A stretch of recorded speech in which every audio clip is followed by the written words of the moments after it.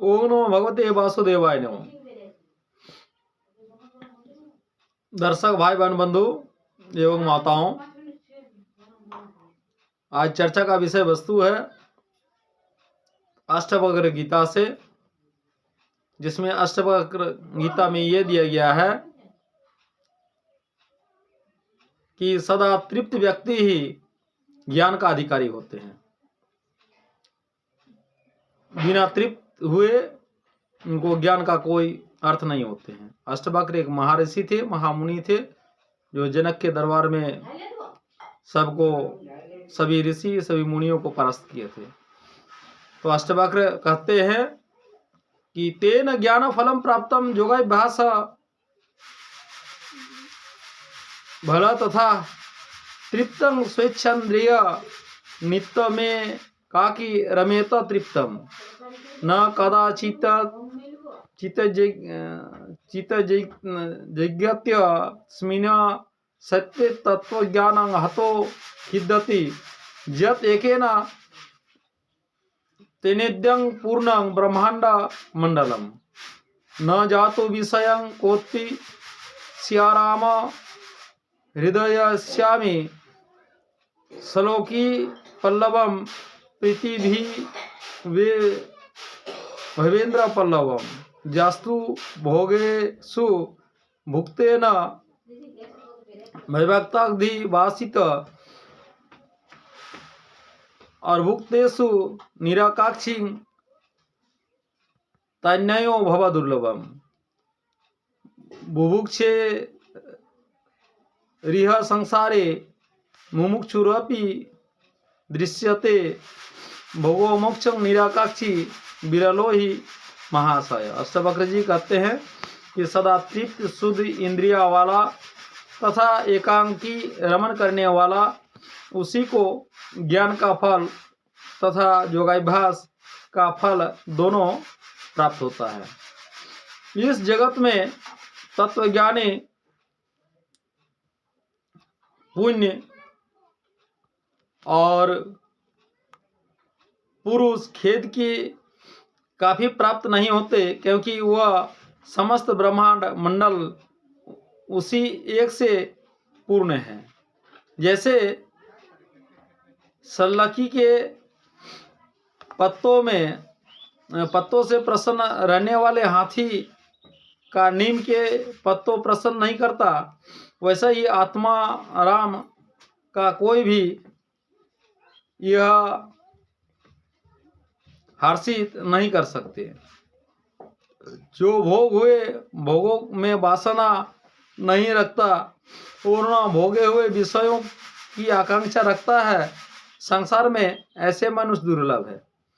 इस संसार में भोग की इच्छा वाले तथा मोक्ष की इच्छा वाले तो दिखाई देते हैं, किंतु भोग और मोक्ष दोनों में अनिच्छा वाला कोई बिरला ही महान आशय वाला मिलेगा।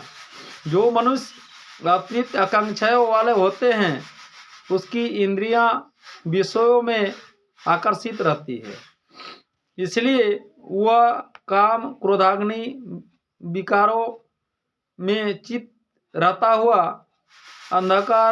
अज्ञानांधकार में ही भटकता रहता है। अतः ज्ञान प्राप्ति का प्रयत्न करे तो भी उसे सफलता नहीं मिलती।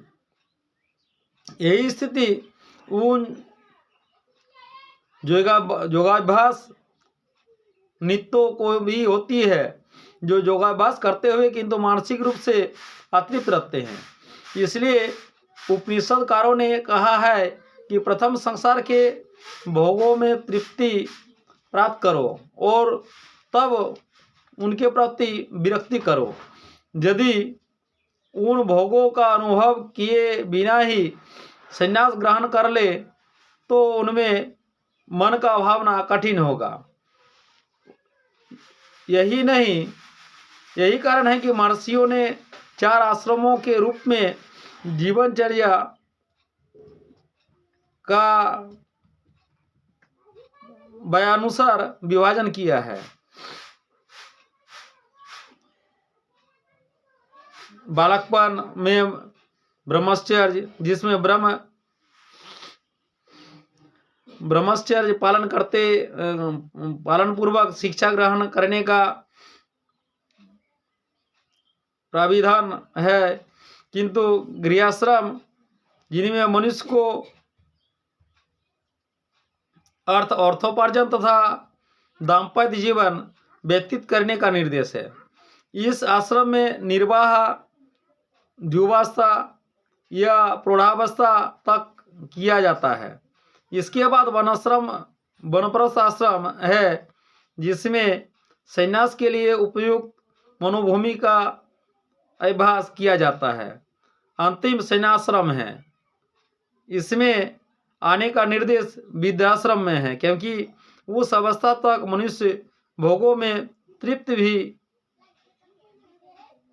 लेता है।